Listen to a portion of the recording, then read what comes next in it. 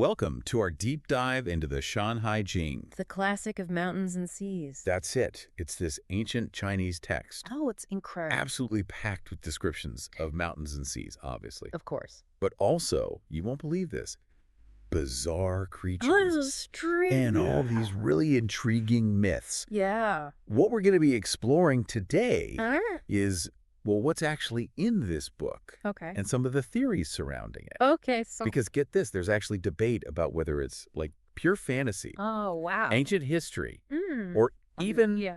a record of extraterrestrial encounters. Really? Really. And the source for our deep dive today Okay. is a discussion with someone who seems to be Yeah. very familiar with this book. One of the things that's really interesting about the Shanhai Jing Yeah. is that it's often grouped with the Ching and the Huangdi Okay. as one of the three great wonder books of ancient China. You know, you'd think being in such prestigious company, right, it would be more well-known. You'd think. What do you think makes it stand out from those other texts? Well, the I Ching is all about divination, Right. and the Huangdi Jing focuses on medicine. Okay. But the Shanhai Jing, Yeah. it's a little different. How so? Well, it's kind of a genre bender. Oh, interesting. It covers all kinds of things, like What? geography and mythology and folklore, even medicine. Wow. It's like this buffet of ancient Chinese knowledge, Hmm. all rolled into one captivating text. I see. So instead of having just one focus, Right. the Shanhai Jing is more like It's more like a collection of different things. yeah, a collection that's been compiled over time. You think it was written over a long period? Yeah, probably over centuries, even. Wow, centuries. With lots of different authors contributing to it. That makes sense. And to make things even more interesting, Yeah. it's divided into two main parts. The Shanjing. The classic of mountains. Yes, exactly. And the Haijing. Classic of seas. Yes. Okay, so let me see if I have this right. Right. The Shanjing, Right. which has 5 chapters. Uh-huh. It's all about mountains, rivers, the creatures that live there, Yes. and the resources you could find. Exactly. And then the Haijing with 13 chapters Mhm. that takes us further out, Yeah. right, with Yeah. to lands and cultures beyond the central Chinese plain. Yeah, it even describes over 100 ancient city-states. Oh, wow.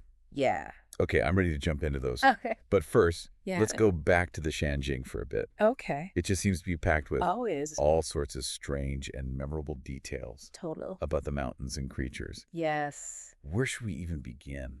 Well, we could start at the beginning Okay. with Mount Zhaoyao, the very first mountain mentioned. Okay, perfect. Mount Zhaoyao. Mount Zhaoyao. What makes it so special? Well, this mountain is said to have a tree Okay. whose branches, get this, can help you find your way. Oh, cool. So you don't get lost. That's handy. Right. That already sets a pretty fantastical stage, right? It does. But then it goes on to describe a creature called the Ixingxing.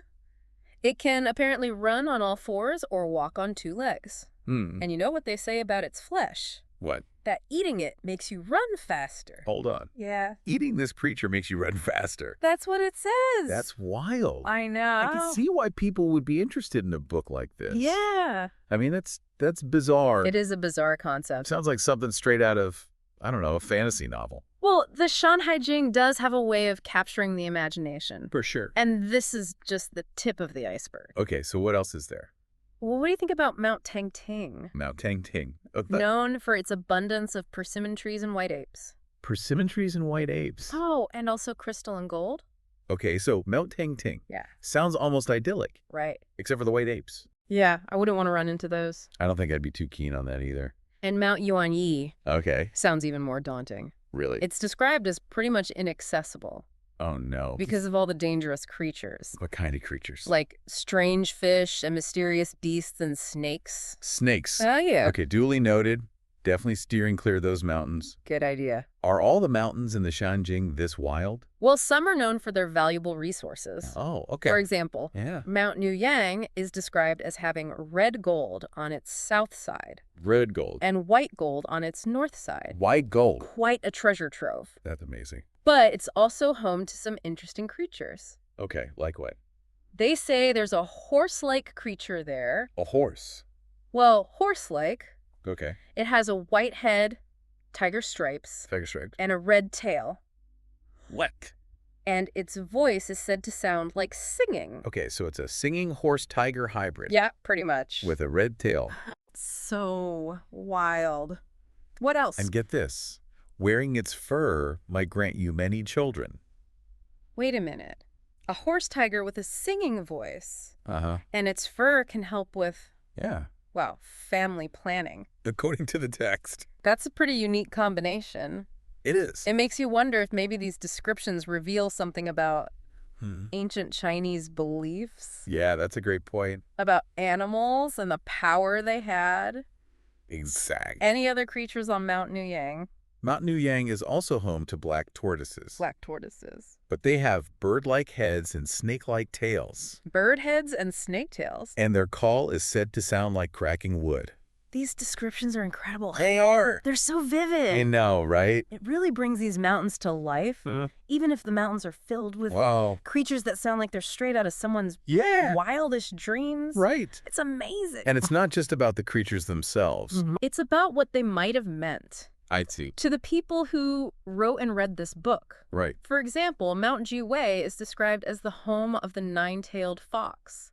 The nine-tailed fox. Which apparently has a voice like a baby. A nine-tailed fox with a baby's voice. Yeah. It's adorable and creepy at the same time. Right. But here's what's interesting. Yeah. The nine-tailed fox was considered a good omen. A good omen. In ancient China. Really? It was thought to appear only in times of peace and prosperity. So it's not all terrifying beasts and dangerous landscapes. Right. Some of these creatures actually represent something positive. Exactly. What else is there? Well, there's Mount Gi, where you might encounter a sheep. A sheep with 9 tails. 9 tails. 4 ears. Oh my gosh. And this is going to be good. Eyes on its back. Eyes on its back. Okay, what's with all the extra body parts in this book? Well, that's a question that scholars have been pondering for centuries. The Shanhai Jing is full of these intriguing and bizarre details. It really is. And each one seems to invite us to dig a little deeper, to try and understand what it all means. Right, the symbolism. The symbolism. The cultural context. Exactly. Okay, so we've gotten a taste of some stranger mountains and creatures from the Shanjing, but what about the Haijing, the classic of seas? Ah, yes, the Haijing. What kind of bizarre lands and creatures await us there? Well, if the Shanjing is all about the mountains and the creatures that live there, the Haijing takes us beyond the familiar to lands and cultures that sound utterly fantastical. It's like stepping through a portal into another world. Lead the way. Okay. I'm ready to see what the Haijing has in store for us. One of the most captivating places described in the Haijing is the Land of Immortals. The Land of Immortals. Also known as Busigua. Busigua, the Land of Immortals. The people there are said to have dark skin. Okay. And wait for it to live forever. Live forever. Live forever. Now, that's a concept that has fascinated humans for, well, forever. I wonder what their secret was. I know, right? Yeah. Maybe they had some incredible skincare routine. Maybe. But seriously. Yeah. The idea of immortality. It's a big one. It's a recurring theme. Yes. In mythology, in literature. It really speaks to our deepest desires. Absolutely. And our fear. Like the longing for eternal life. Yes. And the fear of what that might actually mean. Exactly. Fascinating concept. It is. Okay, so we have a Land of Immortals. We do. What else is there? Well, there's Jiaojingguo. Jiaojingguo. Where the people are described as being short and hairy. Okay.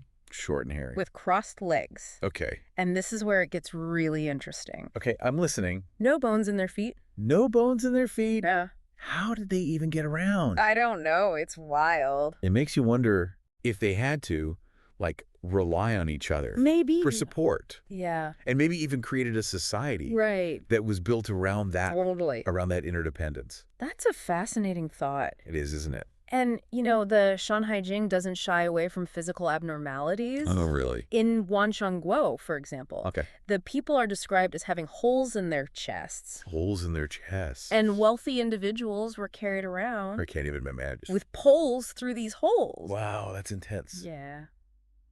I'm starting to notice a theme here. Oh, yeah. These descriptions really seem to challenge our understanding of what a human body can be. Right. They push the boundaries of our imagination. They do. What else? Well, there's Sanmiaoguo. Sanmiaoguo. Where people are always seen together. Always. It makes you think about It does. different models of community, Right. social organization. Imagine a society where people were never alone. Wow. Always connected. That's a whole different way of living. What else is there? Well, if you're looking for enduring love. Enduring love. But bee birds might be your inspiration. The biggie birds. Okay. These birds have one wing, one leg, and one eye each.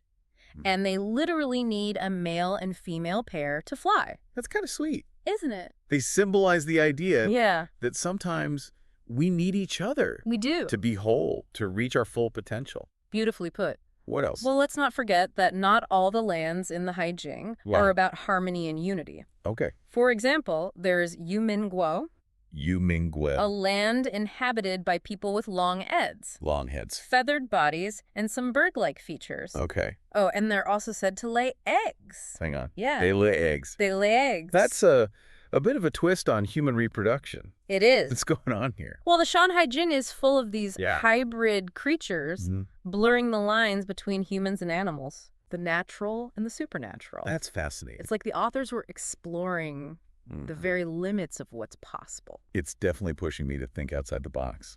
Good. What other strange lands await us in the Haijing? Well, there's Huangdi, where the people are described as being half human and half bird. Half human, half bird. With bird beaks and wings that they use as crutches to walk. Hold up. Yeah. Wings used as crutches. I wonder if they ever tried to fly with them. I don't know. This recurring motif of physical abnormalities in the Haijing. It's striking. It is. Could this reflect, I don't know, ancient anxieties about difference? Possibly. Or is there a deeper meaning we're missing? That's a great question. It is, isn't it? It makes you think about the cultural and historical context in which this book was written. What were their beliefs about the body? Right. About disability? Yes. About the boundaries between humans and animals? Exactly. There's a lot to unpack there. There is. I'm sensing a bit of a fiery theme emerging as well. Uh-huh. What can you tell us about Yanhuo? Ah, yes. Yanhuo. Yeah. It's a fascinating one. What's so fascinating about it? The people who live there are ape-like. Okay, ape-like. With dark skin, and they can breathe fire. Breathe fire. Oh, okay. Oh, and they also have these fire-breathing dog-like creatures. Fire-breathing dogs. Yeah, called Wudong. Wudong. What do you think about that? It sounds like an ancient land of pyrotechnics. It does, doesn't it? I wonder if their diet had something to do with their fire-breathing abilities. Interesting. It's amazing how the Shanhai Jing can spark so many questions. It does. It's not just a book of descriptions. It's a catalyst for curiosity and imagination. Absolutely. What other strange lands should we explore? Well, let's visit Shanjing. Okay. Where the people have one head and three bodies. One head and three bodies. Yeah. Okay, now that's just showing off. All right. Imagine the coordination required to move around with three bodies. All right. And the wardrobe possibilities. Exactly. Okay, what's next? How about Yibiguo, where everyone has one arm, one eye, and one nostril? One arm, one eye, one nostril. Oh, and they ride one-legged, one-eyed horses. Okay, that's something. It is. It makes you think about how these societies would have adapted to their differences. Yeah, absolutely. And the fact that they ride similarly unique horses. Yeah. It's like there's this sense of harmony between people and animals in the Shanhai Jing, even when those animals and people are described in these fantastical terms. That's a great observation. What else is there? And in Qigongguo, all the people have one arm. One arm? Okay. Three eyes. Okay, three eyes. And are all hermaphrodites. So there's this emphasis on what we might consider physical abnormalities. Right. But it's never presented in a negative light. Right. It's just another way of being. Another aspect of the diversity of life. Exactly. Another way of being human. Yeah. Or in some cases, being something beyond human. That's right. What else? And then, in stark contrast to all of that, we come across Yunziguo. A land of polite and courteous people. Polite and courteous. That seems almost out of place. Yeah, isn't it? Amidst all these other bizarre descriptions. I know, right? It's like a breath of fresh air. Yeah. A reminder that even in a world of the strange and the unknown, there's still a place for civility and grace. I like that. Yeah. Okay, so we've explored some of these strange lands and people of the Haijing. Yes. But let's not forget about the powerful deities and creatures that it mentions. Like that. What about Xingtian? Ah, yes, Xingtian. A deity who something else continues to fight. Even after having his head cut off. That's right. He embodies... What does he embody? The indomitable spirit. Wow. You know, refusing to be defeated, even in the face of decapitation. Talk about commitment. Yeah. Yeah. So what happens? He uses his nipples as eyes and his navel as a mouth. Whoa. What an image, right? What an image. What other powerful beings does the Haijing describe? I'm ready. Well, there are Zulong and Jianglu. Zulong and Xianglu, okay. Powerful 9-headed serpentine creatures. 9 heads. 9 heads. That's a lot of heads. It is. To keep track of. I can see why they'd be associated with powerful forces of nature. For sure. What about water deities? Are there any water deities? Of course. There's Tianwu. Tianwu, okay. An 8-headed water god. 8 heads. With 10 tiger tails. 10 tiger tails. Yes. Okay, I'm starting to sense a theme here. What's that? Lots of heads.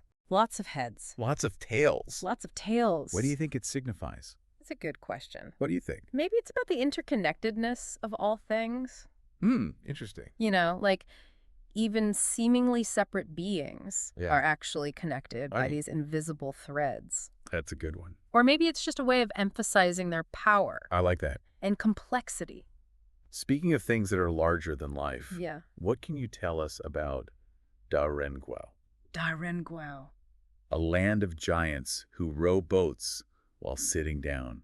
You know, it's those little details that make this book so fascinating. I mean, it's like the author wanted to highlight the unusual and unexpected in everything. I love that. Even in something as mundane as rowing a boat. Yes. It's like a reminder. Like a reminder. To pay attention to the details. To find the extraordinary in the ordinary. I like that. What else is there? Well, there's the bifang bird. The bifang bird. Okay. A one-legged, crane-like bird. Right. With blue and red feathers. Blue and red feathers. Wow. And a white beak. Okay. It's associated with fire. Fire, okay. And is considered an ill omen. So a firebird with a reputation for bad luck. Yeah, pretty much. That's an interesting combination. It is, isn't it? It is. What do you make of that? Well, fire can be both destructive and creative. Right, right. A source of warmth and light. Yeah. But also a force of chaos and destruction. Okay. The bifang bird seems to embody that duality. It does. That's a good point. It's like a reminder. A reminder that even the most beautiful things can hold a dangerous edge. Exactly. Okay, so we've covered a lot of ground here. We have. We've met giants. We've met giants. Encountered fire-breathing creatures. Yes. And even visited a land of immortals. We have. But there's one creature we haven't mentioned yet. Who's that? Haijing. Ah, Haijing. What can you tell us about Haijing? He's described as a shapeless, yellow, fiery being. A shapeless, yellow, fiery being. With 6 legs, 4 wings, and an unclear face. What? Yet he's able to sing and dance. Wait, a shapeless, fiery being that can sing and dance? Apparently. That's quite the visual. It is. What does it all mean? Well, Haijing is often interpreted as representing primordial chaos. Oh, wow. So like the formless state from which all things emerged. Exactly. So it's like the ultimate cosmic party animal. Yeah, kind of. I love it. It's great. But with all these fantastical descriptions, the question remains, is the Shanhai Jing just a collection of wild tales? Yeah. Or is there something more to it? Right. Is it a glimpse into ancient history? Possibly. Or maybe even something more radical? That's the million-dollar question, isn't it? It is. And there are several theories out there. Oh. Each more intriguing than the last. We'll dive into those next time. Sounds good. Yeah, and speaking of captivating theories, let's talk about... Let's unpack these theories. Some of the different interpretations of the Shanhai Jing. So first we have the traditional view, which sees it as a collection of myths and legends. Historically, most scholars have viewed the Shanhai Jing as a product of human imagination, a collection of fantastical tales. Right. With, you know, little grounding in reality. Okay, but there's also the argument that the book's descriptions of mountains and rivers and resources, they're just too detailed to be purely made up. Right. So could it be that the Shanhai Jing is based on real-world observations? Yeah, it's possible. Even if those observations were then embellished with some imaginative storytelling. That's the geographical gazetteer argument. The geographical gazetteer argument. Okay. And it's gained some traction. Has it? In recent years. Oh, interesting. Yeah. Some scholars believe that while the Shanhai Jing definitely contains, mythical elements, it might also be based on actual geographical knowledge, albeit from a time long past. Which brings us to a particularly fascinating theory put forward by physicist Ixingxing. He suggests that the Shanhai Jing is actually a record of events from 65 million years ago.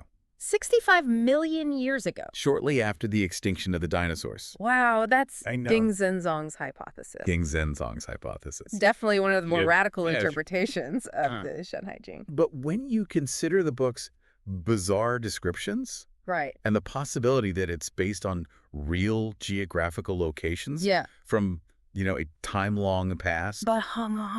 It does make you wonder. It does. Tell me more. Okay, so Ixingxing believes that the creatures described in the Shanhai Jing might be real prehistoric animals. Prehistoric animals. Remnants of a world that existed before continents shifted to their current positions. So we're talking about a potential prehistoric bestiary. We are. A glimpse into a lost world. Exactly. That's pretty mind-blowing. It is. But what about the gods and immortals mentioned in the text? Where do they fit into all of this? That's where things get even more interesting. Okay, I'm listening. Ixingxing believes they could be extraterrestrial beings. Extraterrestrials. Who visited Earth. Wow. Perhaps even playing a role in the extinction of the dinosaurs or the reshaping of the continents. Okay, so we have ancient maps. We do. Prehistoric creatures.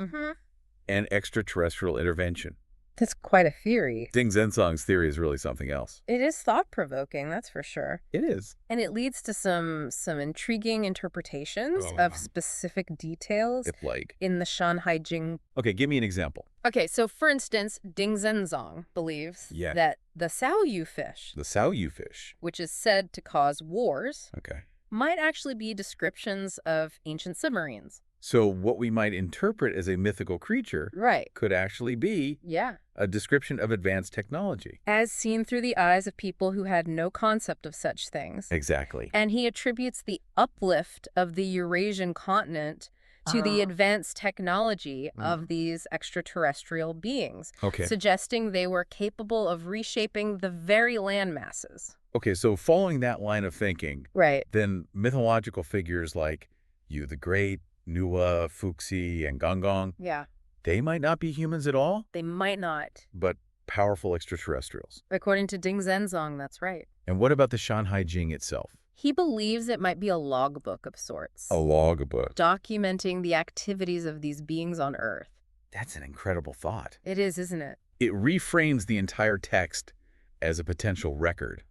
Of alien encounters. It really does make you wonder. It does. What other secrets might be hidden within its pages? Right. Just waiting to be deciphered. Exactly. This whole theory is making me rethink everything I thought I knew about history. It's like we're looking at the same pieces of a puzzle. It is. But arranging them in a completely different way. Yeah. Creating a whole new picture. It's a great analogy. It really is. Ixingxing's hypothesis invites us to consider alternative explanations for events that have long been attributed to myth and legend. The Great Flood. Exactly. You mentioned earlier that he believes it could have been caused by the uplift of the Eurasian continent. Which was potentially triggered by extraterrestrial technology. And what about those strange creatures described in the Shanhai Jing? Yeah. Are we talking about dinosaurs, alien life forms, or something else entirely? Ixingxing believes that some of them could be remnants. Remnants of prehistoric fauna. Okay. Perhaps even dinosaurs that survived the extinction event. Oh, wow. Others might be descriptions of extraterrestrial beings. Or their technology misinterpreted by the ancient Chinese. This is like a giant prehistoric and extraterrestrial puzzle. Yes. With the Shanhai Jing serving as the cryptic guidebook. Precisely. And it's a puzzle that continues to intrigue and challenge us. Forcing us to re-examine our understanding of the past. Right. And the possibilities of the universe. It really does make you wonder. Doesn't it? If there might be more to the story than we've been told. What other ancient texts might hold hidden truths about our past? It's definitely a question worth pondering. It is. And I think that's one of the most captivating things about the Shanhai Jing. Okay. It forces us to confront the limits of our knowledge. Yeah. And to be open to alternative explanations. Right. To consider that there might be other ways of understanding the world and our place in it. I like that. Yeah. But it's also important to remember that this is just one theory. It is. It is. There are plenty of scholars who still view the Shanhai Jing as a work of mythology and folklore. Right. A product of human imagination and creativity. So it's important to approach all of these theories with a healthy dose of skepticism and critical thinking. Right. We need to weigh the evidence, consider alternative explanations, and be open to the possibility that we may never have. That we may never have. All the answers. All the answers. That's the point. But even if we can't definitively prove or disprove Ding's and Zhang's hypothesis, the Shanhai Jing remains fascinating and thought-provoking text. It offers us a glimpse. It does. Into the imagination and worldview of ancient China. It's a testament to their creativity and their attempts to make sense of a world full of wonders and mysteries. Speaking of mysteries, there's one more thing I wanted to touch on. What's that? The alleged existence of a Shanhai II. A map said to predate the written text of the Shanhai Jing. The legendary Shanhai II. It's said to be a detailed visual representation of the world as described in the Shanhai Jing, containing even more information than the written text itself. It's incredible. But the catch is, no one has ever actually seen it. No one has ever seen it. It's like a mythical artifact. Lost to the sands of time. Exactly. Some believe it was inscribed on the 9 bronze tripods cast by Yu the Great after he tamed the Great Flood. Right. These tripods, according to legend, represented the 9 provinces of ancient China and contained a wealth of knowledge about the land and its inhabitants. So it's like the ultimate treasure map. In a way, yes. Leading to the secrets of the ancient world. But even if it ever existed, it's likely long gone. Lost to history. Lost to history. Along with the tripods themselves. That's a shame. It is, but maybe. Just maybe. It's out there somewhere. Maybe. Just waiting to be rediscovered. It's a real life. Like a real life. Indiana Jones adventure. Exactly. It's just waiting to happen. Okay, I'm officially adding find the Shanhai II to my bucket list. A worthy goal. But for now, we'll have to content ourselves. I guess so. With the written text. Yes. And the endless interpretations. The endless interpretations. It inspires. It does. So we've explored the contents of the Shanhai Jing. Yes. The strange creatures and lands it describes. And the various theories about its origins and meaning. How included? Including that mind-blowing I know, right? extraterrestrial hypothesis. It's a big one. It is. But with all that in mind, yeah, why should we care? That's a great question. Why should we care about an ancient Chinese text filled with what some might consider to be just fantastical tales? Right. What does it all mean? What does it all mean? For us today? I think the Shanhai Jing matters. Okay. For several reasons. Okay, like what? First, it's a powerful reminder of the boundless capacity of human imagination. Right, our ability to envision worlds beyond our own. Exactly. It's like stepping into a giant sandbox for the mind. It is. Filled with endless possibilities. Endless possibilities. It speaks to the human desire. It does. To explore the unknown. Yes. To make sense of the world around us. Right. Even the parts that seem strange or unexplainable. Exactly. And second. Okay, second. The Shanhai Jing challenges us to question our assumptions about history and the nature of reality. It forces us to confront the limits of our knowledge And to be open to alternative explanations. To acknowledge that there might be more to the story than we've been told. Right, like we're still figuring things out. We are. There's still mysteries to be uncovered. Yes. New perspectives to be gained. Absolutely. What else makes the Shanhai Jing relevant today? What else? Well, beyond its historical and philosophical significance, the Shanhai Jing is also a source of endless fascination and entertainment. Right. Its strange creatures and bizarre lands and epic battles. Yeah. They continue to. They continue to. Capture our imaginations. It's a treasure trove. It is. Of inspiration. Yes. Waiting to be mined. Waiting to be mined. By creative minds. It shows that even though it was written centuries ago, it still has the power to resonate with us today. It speaks to something universal within us. It does. A fascination with the strange, the unknown, the fantastical. Exactly. I think that's one of the most important things. What's that? About the Shanhai Jing. Yeah. It's a book. It's a book that keeps on giving, inspiring wonder and curiosity. Across generations and cultures. So it's not just an ancient text gathering dust on a shelf somewhere. It's a living document. It is evolving and growing with each new interpretation, adaptation, and creative reimagining. It reminds us that the past is never truly gone. Right. That it continues to shape our present and our future. Yeah. In ways we may even fully understand. That's a beautiful thought. It is. And it makes me appreciate the Shanhai Jing even more. It's not just a book. It's not just a book. It's a portal. A portal to another world. To another world. A gateway. For the boundless realms of human imagination. And possibility. Beautifully put. And that sense of wonder. Yes. That openness to new possibilities. Yeah. It's something we could all use. We could all use. A little more of. A little more of. In our lives. In our lives. It really is a remarkable text.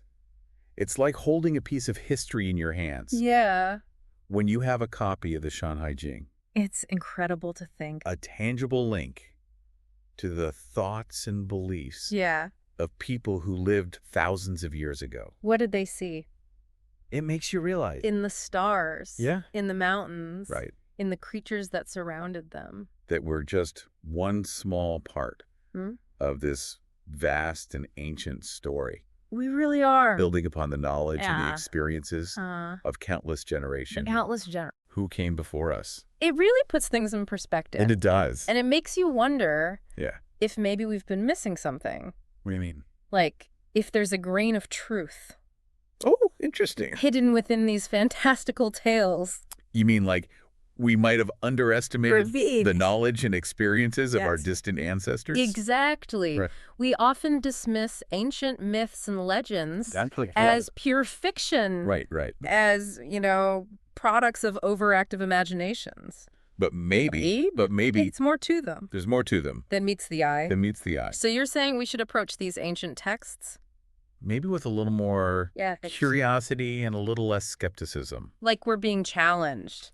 To become code breakers. Yeah. Of a sort. Cracking the code. Of ancient wisdom. Uncovering these hidden truths. Right. About the world and our place in it. Precisely. And it reminds us that there's always more to learn. Our understanding of the past is constantly evolving as we uncover new evidence and consider new interpretations.